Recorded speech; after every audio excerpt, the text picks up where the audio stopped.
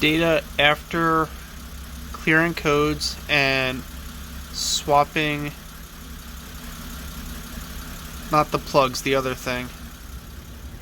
Okay, and this is the coil pack which failed, and when I pulled it out, literally it looked completely different than the other ones, which isn't always a problem because they go through so many iterations of coil packs.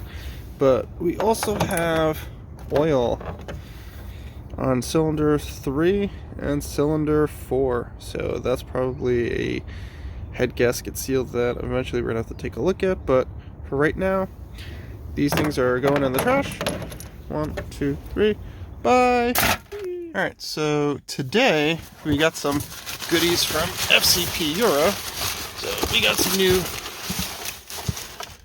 coil packs, and we got a box of spark plugs to go along with them, just because ours were not very good.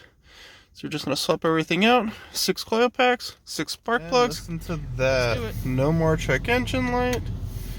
So it looks like swapping out those coil packs were definitely the way to go. Coil packs and spark plugs, my friends, gives new life to engines. So here's what we look like all done.